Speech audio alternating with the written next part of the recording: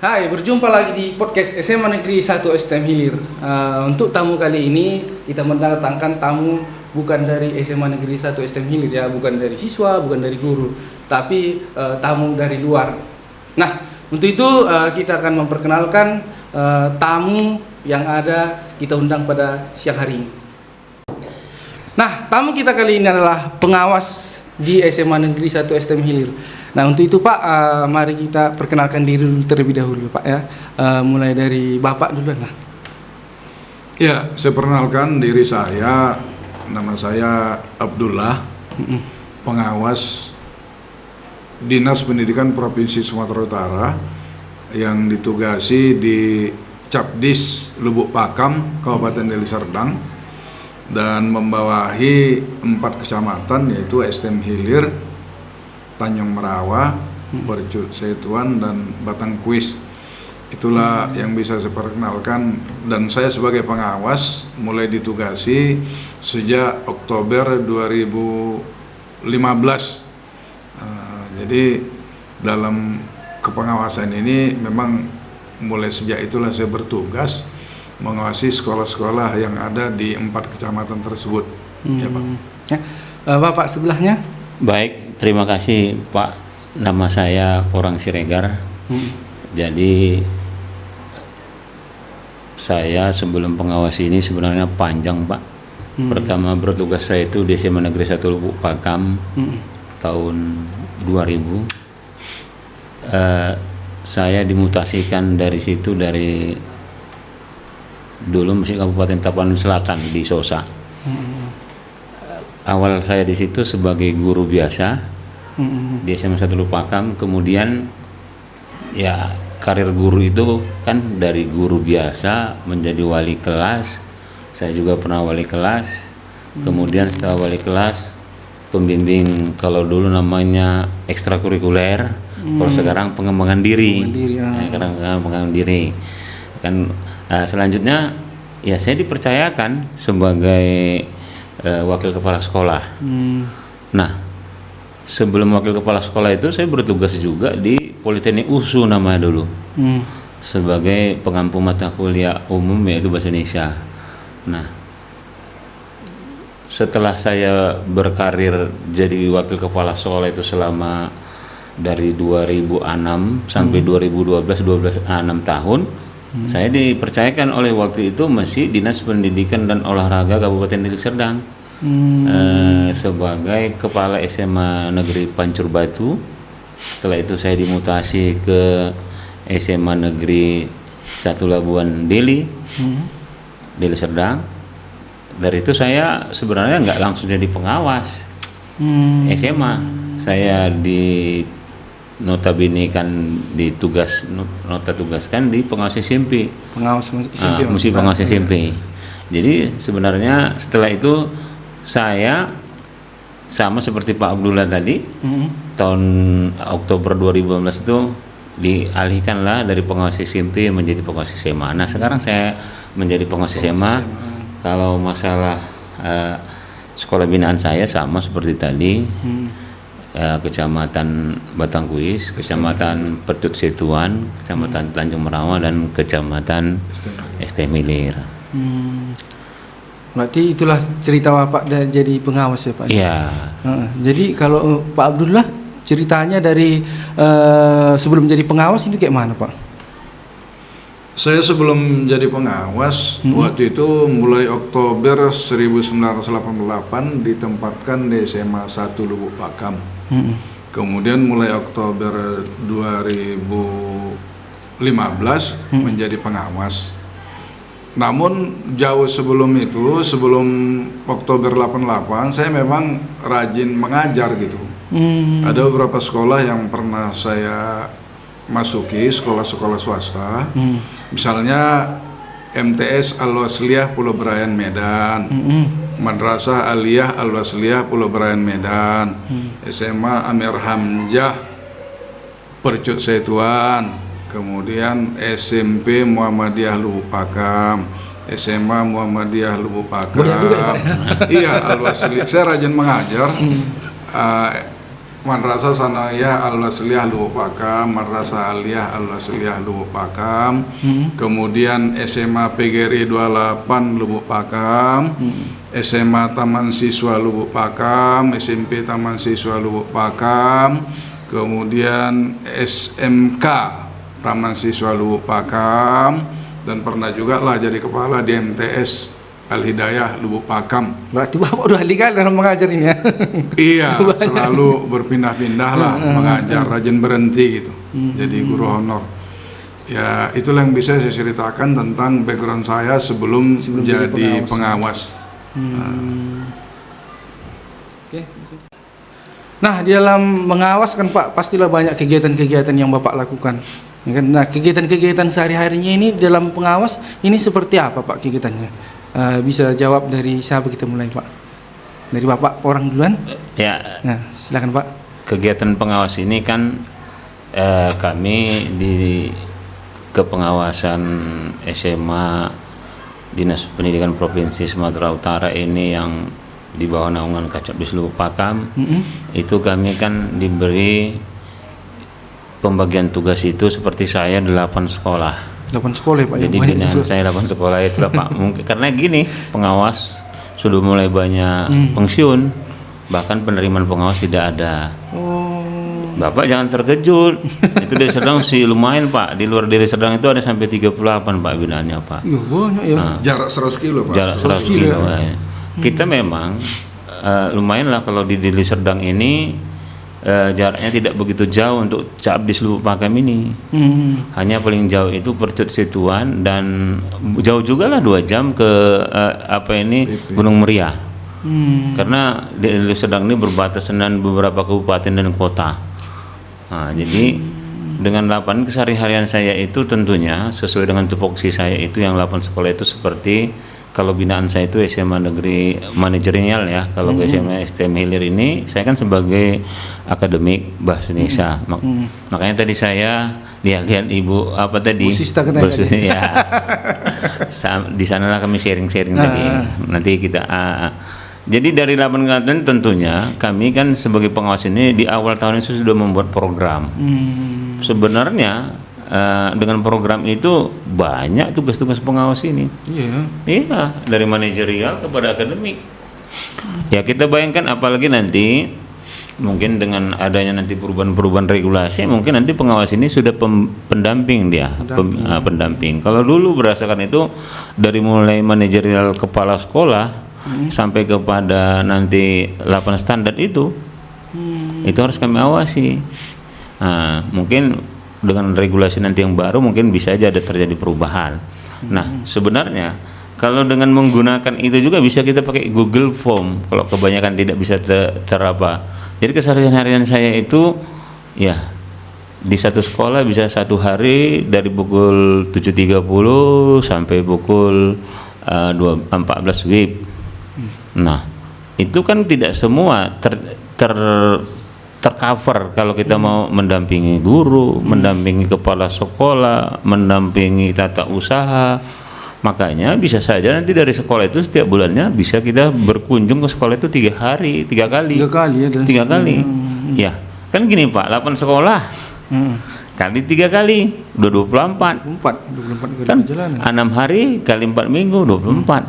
Nah, makanya kadang-kadang kalau ada libur, kalau Jumat tidak dia bisa satu sekolah itu 2 kali kita bisa bertemu karena pendampingan ini selain kita melihat bagaimana supaya kepala sekolah itu dalam membimbing, apalagi sekolah saya dengar SMA Negeri STM ini kan sekolah penggerak tahun kedua. Kepala sekolah itu sebenarnya sebagai pemimpin pembelajar. Nah, sebagai pemimpin pelajar itu tentunya perlu pendampingan. Makanya itu ada program coaching kalau di apa yang menjadi persoalan bagi persoalan. Nah, keseharian saya itulah mendampingi sekolah saya, membimbing ini, dan selain saya sebagai tupoksi pengawas yang bergelut dengan program-program yang telah digunakan, baik itu program manajerial maupun akademik, mendampingi kepala sekolah, mendampingi guru binaan itu sampai 40 orang, 40 orang, kepala sekolahnya 8, saya juga ada kegiatan sehari-hari itu sebagai ya kegiatan pramuka. Hal ini kan sama dengan sebenarnya di sekolah juga ada kegiatan pramuka yang ya. Nah, pramuka itu kan sebenarnya kalau secara blok itu kan sebenarnya kegiatan ekstrakurikuler yang wajib itu sebenarnya pramuka itu. Jadi saya selain sibuk dari pengawas, saat ini kegiatan sehari-hari juga mengikuti program kegiatan pramuka karena saya alhamdulillah dipercayakan pula di Kuaran Ranting Lubuk Pakam. Kemarin saya sebagai sekretarisnya, sekarang sudah habis periode karena di Kuaran Ranting itu kan 3 tahun sekali. Jadi itu dia setelah habis pada tahun periode yang akan datang ini saya dipercaya juga sebagai ketua harian. Nah, kalau di Kuaran cabang di Liserdang, saya kemudian dipercayakan sebagai pemeriksa Badan Pemeriksa Keuangan. Nah, kalau di kuartir cabang ini di Liserdang ini untuk periode itu 5 tahun sekali. Nah, itulah selain saya menggeluti sebagai pengawas ada juga kegiatan-kegiatan saya untuk yang berhubungan juga dengan sebenarnya dengan sekolah, yaitu kegiatan pramuka tadi ya. Nah, kalau Bapak kegiatan sehari-harinya ya kegiatan sehari-hari ya sesuai dengan tupoksi saya sebagai pengawas. Sebagai pengawas ini ya mengawasi sekolah-sekolah binaan. Binaan saya ada 8 sekolah. 8 sekolah juga ya? Iya, 8 sekolah. Namun yang saat ini kami sedang berada di SMA Negeri 1 STM Hilir.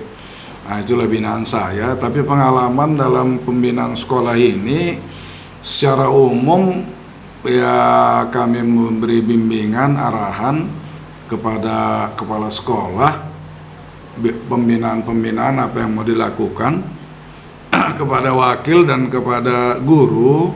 Ya teman-teman ini selalu menjawab iya Pak, siapa, pokoknya selesai itu Pak, dalam bulan ini gitu. Tapi kenyataan sesudah kita lihat bulan berikutnya perubahannya itu sedikit sekali gitu. Nah, jadi ada juga memang kelemahan kami dari pengawas, ya mungkin tipe kita semua, karakter kita di daerah Deli Serdang ini, kita agak toleran terhadap perilaku yang seperti itu. Agak toleran, ya udah nanti kita perbaiki, kita bimbing gitu. Itulah yang kami lakukan, ya tetap kami nggak putus asa, tetap memberi pembimbingan sambil berdoa. Kemudian kegiatan lain memang saya tuh suka masuk kepada kelompok organisasi. Kalau saya masuk ke situ, perilaku saya terbentuk jadi orang yang agak baik gitu.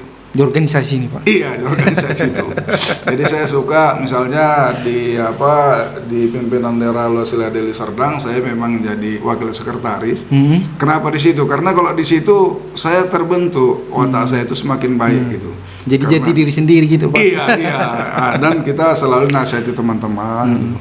Tapi kalau di Majelis Ulama Deli Serdang kebetulan saat ini karena udah lama kali di situ diangkat saya jadi wakil sekretaris bagian Dewan Pertimbangan gitu. Nah, itulah kegiatan saya sehari-hari.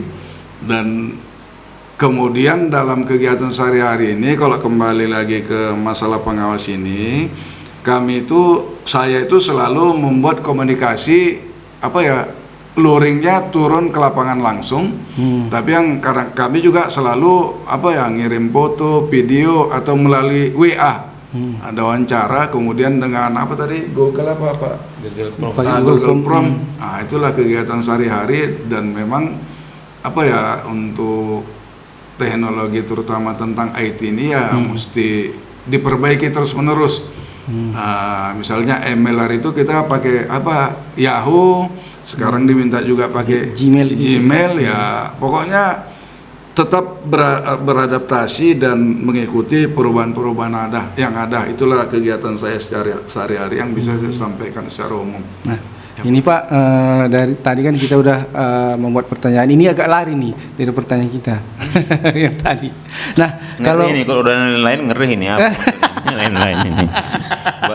Nggak dia ngeri-ngeri sedap. Bisa aja luas itu ngeri-ngeri sedap juga. Nah, Bapak kan udah jadi pengawas di SMA Negeri 1 STM Hilir ini udah terbilang sangat lama ya Pak ya. Mungkin juga udah banyak lah pengalaman ataupun hal-hal yang udah Bapak tahu dari SMA Negeri 1 STM Hilir ini. Menurut penilaian Bapak, SMA Negeri 1 STM Hilir ini seperti apa Pak? Dari Pak Abdullah duluan boleh? Penilaian Bapak terhadap sekolah ini? Kalau saya lihat SMA Negeri 1 STM Hilir ini, saya berbicara apa adanya, seadanya. Memang terus-menerus ya, terkhusus ibu kepala sekolah, wakil dan guru-guru, terus-menerus ada perubahan, Pak. Perubahan yang lebih baik. Perubahan yang lebih baik, misalnya saya di sini dari 2016 sampai ini hari tetap ada perubahan-perubahan. Kalau yang jelas misalnya jumlah lokal, kemudian tentang adanya laboratorium sebelumnya kan ada laboratorium yang ada lab biologi, fisika. Mula-mula kan nggak ada ini. Ya, nggak ada. Kemudian ada lab biologi, ada lab fisika. Kalau di sekitar 2016 memang ada, saya lihat perpustakaan yang kosong. Ada ruangannya, ada mejanya, bukunya nggak ada. Tapi kalau ini hari kan kita lihat ya udah perpustakaan yang sempurna gitu. Bahkan koordinator perpustakaannya udah guru perpustakaan yang bersertifikasi gitu. Kemudian tentang tentang sarananya yang jelas saja. Kalau dulu mungkin toilet siswa itu ada 6 gitu, sekarang ada 20. Jadi ya memang tetap ada peningkatan terus-menerus. Apalagi terakhir ini kepala sekolahnya sudah menjadi kepala sekolah penggerak, ditambah lagi dengan guru-guru penggerak. Kemudian guru-guru bersertifikasinya juga setiap tahun bertambah. Setiap tahun bertambah. Jadi kalau menurut saya ya ada perubahan untuk meningkat terus-menerus, dan ini saya lihat yang ada itu dipertahankan dan meningkat terus-menerus. Bahkan siswanya 2 tahun lalu itu ada yang masuk ke perguruan tinggi negeri di Papua, di Bali, ya bahkan di Medan sekitarnya juga banyak. Saya kira perubahan yang positif itu tetap ada. Kalau misalnya kita udah 3 bulan nggak kemari, bulan berikutnya datang lagi, ada lagi yang perubahan yang lebih baik. Itulah yang bisa saya sampaikan, dan saya nggak mengada-ada. Saya hanya menyampaikan apa adanya. Kalau terima kasih. Pak Porang? Ya, kalau saya ditanya, karena saya segini kan tidak sering-sering kemari, yang Pak Abdullah yang sering ini, karena beliau sebagai tentang guru lah Pak, Bapak kan akademis. Baik, karena saya akademis begini. Memang terjadi perubahan di SMA Negeri 1 STM ini, karena kita ketahui bahwa STM ini kemarin itu dari sekolah yang berkurikulum 2013, ya alhamdulillah sudah 2 tahun menjadi sekolah penggerak. Berbagi lagi Pak. Ya, jadi kalau sekolah penggerak ini berarti dia sudah menggunakan kurikulum merdeka. Berbagi. Oleh karena itu, kalau dia itu sebagai, berarti ada perubahan, kemajuan di dalam untuk penggunaan kurikulum. Kemudian kalau kita lihat pemantauan saya yang selama ini kemarin, ya terjadi perubahan terus. Selain dia kurikulum, di bidang-bidang ekstrakurikulernya juga, dan di bidang-bidang keasrian lingkungan sekolahnya juga oke. Jadi perubahan-perubahan itu ya perlahan-lahan lah udah terjadi, ada perubahan yang mengajar dulu bukan berpusat pada siswa. Nah, tadi Pak Abdullah juga menyinggung ada perubahan, misalnya kan di perpustakaan udah ada nomor perpustakaannya. Saya juga di sini belum tahu ini Pak, apakah sekolah kita ini sudah perpustakaannya digitalisasi? Kalau perpustakaan kita udah ada digitalisasinya Pak, aplikasinya juga udah ada. Berarti anak-anak udah pakai barcode aja pinjam. Pakai barcode, masukkan pakai siswa Bu sini NSN. Berarti sudah digitalisasi. Berarti kan sudah jadi perubahan yang dari perpustakaan yang manual menjadi digitalisasi. Bahkan anak-anak kalau bisa lagi ketika ada pembelajaran di sini atau di lingkungan sekolah ini, dia bisa mengakses buku itu tanpa meminjam. Iya. Apakah sudah sampai ke sana kan belum saya lihat. Namun kalau sudah sampai ke sana lihat, jadi anak-anak untuk mendapatkan referensi itu tidak perlu lagi jauh-jauh ke perpustakaan daerah atau ke perpustakaan yang lain. Jadi sekolah itu bisa sebagai tempat mereka menggali dan mencari referensi. Makanya kalau perpustakaan yang digital yang sampai buka 20 jam, bahkan ada yang 24 jam ya. Nah, mereka bisa akses saja. Nah, tapi mungkin masih dalam tahap digitalisasi peminjaman dan kepesertaan anggota dan guru. Dan sampai saat ini saya belum melihat juga data bagaimanakah guru ini juga menggunakan ini, guru-guru.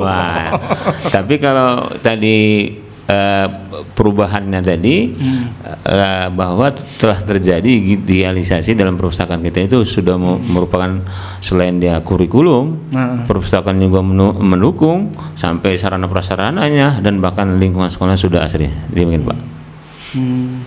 Nah, kalau masalah perpustakaan digital tadi ya Pak, sebenarnya SMA ini udah ada, tapi dalam pelaksanaannya ya mungkin kayak Bapak bilang tadi masih bertahap ya Pak ya, karena yang ada itu anak kelas 11 sama 12 diperkenalkan aplikasi, anak kelas 10 ini masih tahap percobaan. Kan tiap pagi juga sekolah ini mengadakan literasi, numerasi, anak-anak diajari bagaimana penggunaan aplikasi. Tapi masih proses juga yang Pak bilang tadi. Nah, ya, namanya kalau untuk kemajuan pendidikan itu kan bukan sekaligus menuang air ke dalam botol, sekaligus pun dia bisa menetes tumpah semua. Ya harus memang pelan-pelan proses. Sedangkan memasak aja ada proses. Nggak langsung masak nasi itu kan. Nah ini lagi Pak, pertanyaan selanjutnya. Dalam menjalankan tugas kan nggak semuanya kita bilang enaknya atau nyaman ya Pak ya. Pasti ada kesulitan. Nah, kesulitan yang Bapak alami dalam menjalankan tugas ini seperti apa aja Pak? Dari siapa dulu, Pak Porang atau Pak Abdullah? Boleh? Pak Porang.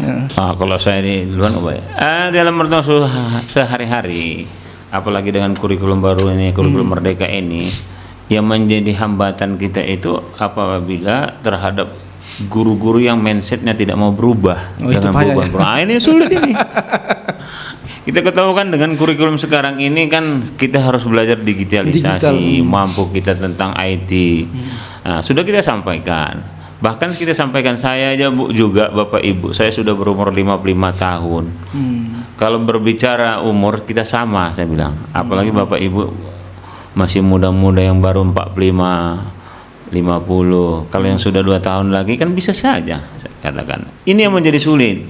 Karena dalam pembelajaran sekarang ini kalau kita tidak menguasai ini, kita akan tertinggal. IT ini kan tertinggal kita. Jangan-jangan nanti lebih hebat murid kita daripada kita. Gawat namanya.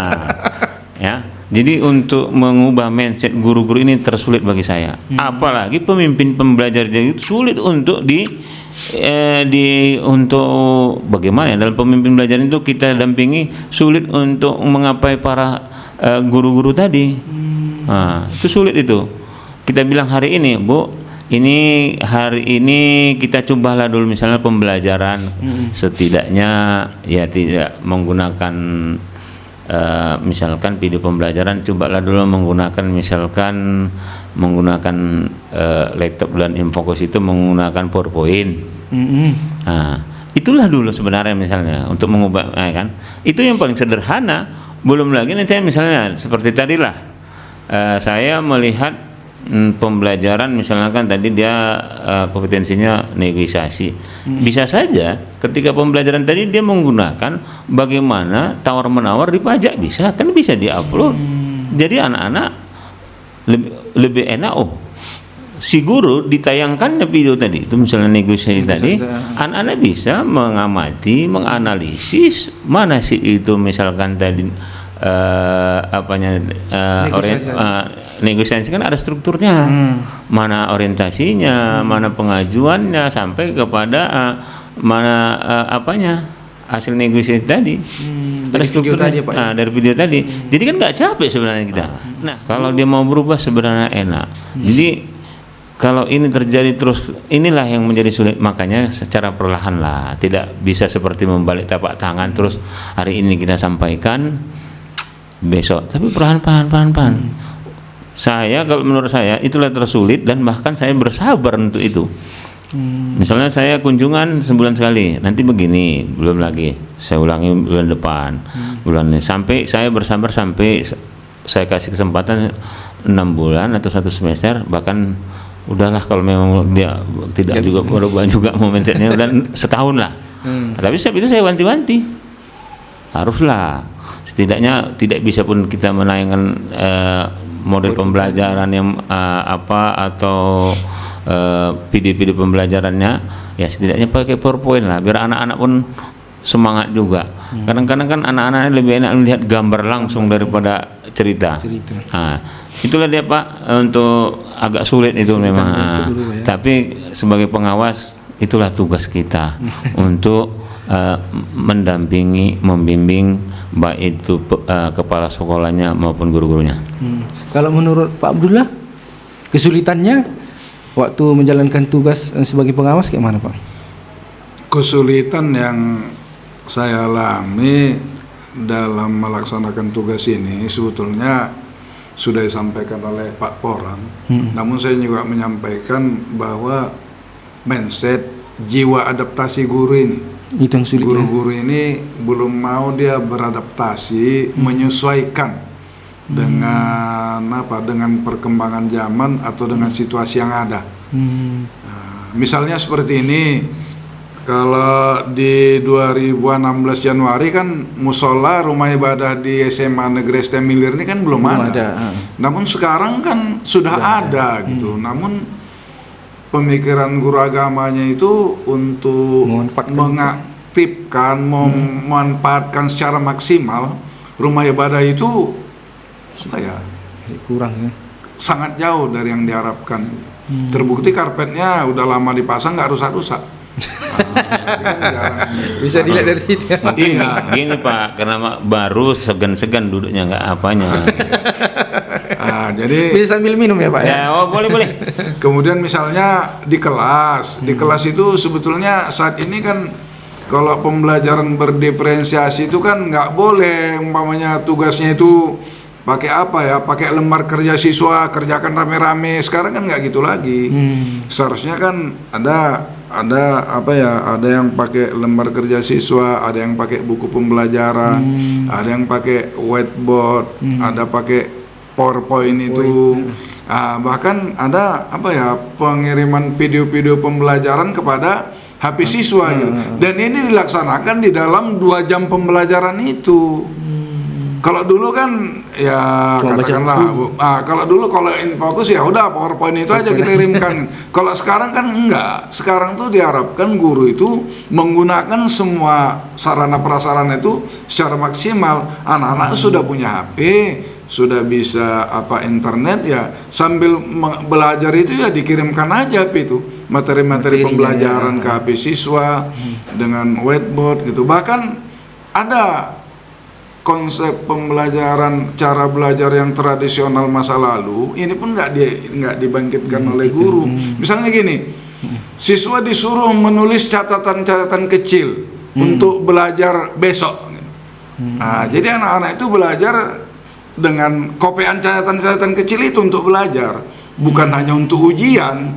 Jadi disuruh anak-anak meringkas pembelajaran di selembar kertas kecil, besok dibawa gitu, atau minggu depan waktu belajar dibuka anak-anak itu. Bahkan bila perlu anak-anak itu saling bertukar gitu. Apa kopian catatan kecil yang dibuat si A, apa yang dibuat si B, silakan dipertukarkan gitu, saling tukar pikiran. Iya. Jadi bukan mesti dengan teknologi abad 21, dengan tata cara masa lalu juga bisa gitu ya. Tapi masalah kreativitas guru ini untuk mengarahkan siswa itu ya memang bangkit tapi kurang cepat. Gitu. Apalagi seperti itu perilaku menyimpang. Menyimpang dia sedikit, tapi terus menerus. Bayangkanlah selama 100 hari, asal masuk kelas dia terlambat 5 menit. Jadi kalau 100 hari berarti si guru tadi udah terlambat 500 menit. Berapa jam? Ini kan iya, jadi perilaku menyimpang itu ya rasanya biasa, tapi kalau dilakukan terus-menerus ya jadi masalah gitu. Itulah yang ya, tapi itu kan bagian dari tugas pengawas untuk membina, ya mengayomi guru-guru, memberi pengarahan lebih baik bersama kepala sekolah. Itulah yang saya alami.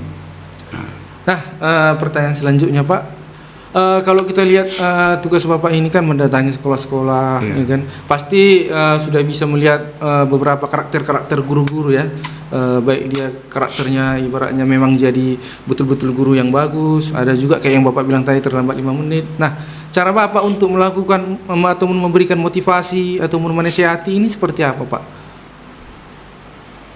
Kayak memberikan arahan gitu. Ya kalau saya lebih cenderung memberikan arahan itu yang lebih resikonya lebih kecil, selalu melalui apa? Melalui paham keagamaan. Paham keagamaan itu marilah setiap hari kita tingkatkan perbuatan kita yang baik itu. Walaupun terlalu kecil yang kita buat kebaikan pada hari ini itu tentu dalam catatan Tuhan. Saya selalu melalui pendekatan keagamaan memberi saran. Tapi kalau melalui kemarahan-kemarahan itu kan tidak layak disampaikan kepada seorang guru. Itulah yang, tapi ya pokoknya kami pengawas itu jalan terus gitu. Jalan terus. Pokoknya bersiasat apapun katanya, kalaupun nggak bisa hari ini ke kelas, minggu depan katanya minggu depan kita ikuti, ya, kita ikuti dulu apa kemauannya gitu. Itulah yang saya lakukan sehingga kami tetap bersahabat sesudah pertemuan itu, tetap bersahabat berteman dengan sama guru, tidak muncul permusuhan. Itulah yang kami jaga. Kalau Pak Morang? Yang mana tadi? Nah ini dia Pak. Kalau kadang-kadang kan kita karakter guru. melihat situasi guru seperti apa. Kadang-kadang kita kan harus memberikan motivasi, nasihat terhadap guru yang Bapak bilang tadi kan agak-agak nggak mau mengikuti perkembangan zaman, mengikuti keadaan. Caranya menasihati atau memberi motivasi seperti apa Pak? Ya motivasi kita komunikasi aja.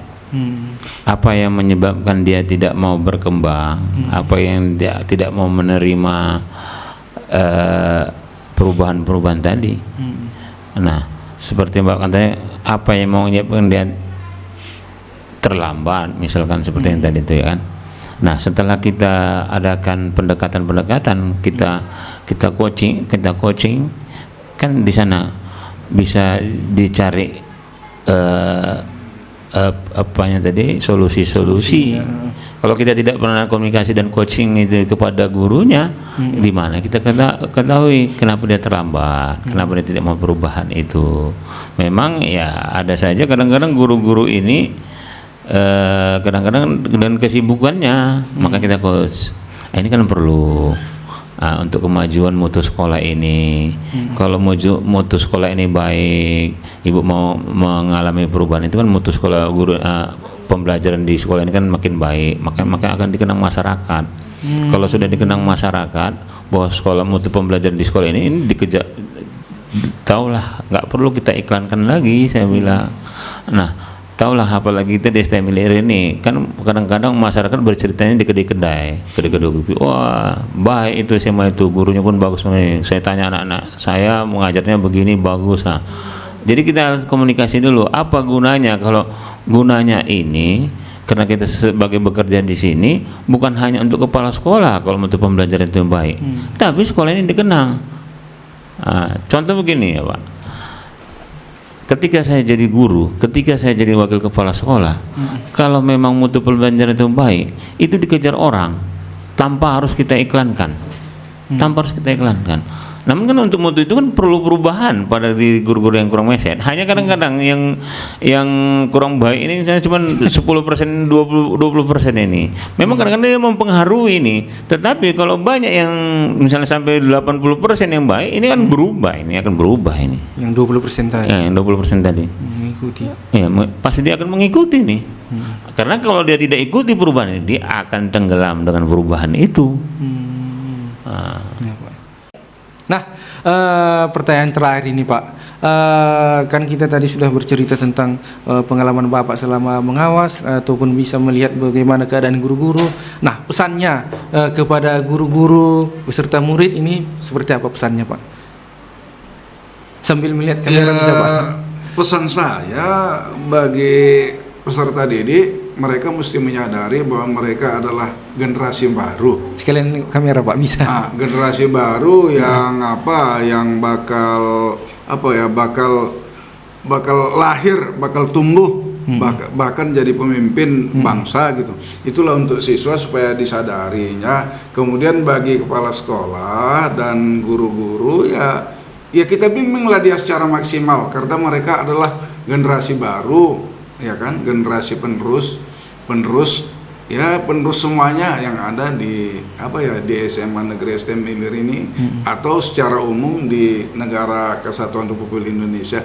Jadi mari kita sama-sama berubah untuk lebih baik. Itulah. Kalau Pak Porang, pesan saya bahwa di dalam perubahan-perubahan kurikulum ini, apalagi SMA STM Hilir ini merupakan sekolah penggerak tahun kedua, bahwa guru untuk menyampaikan atau sebagai pengajar yang baik adalah, kalau menurut saya ada mengutip pendapat Profesor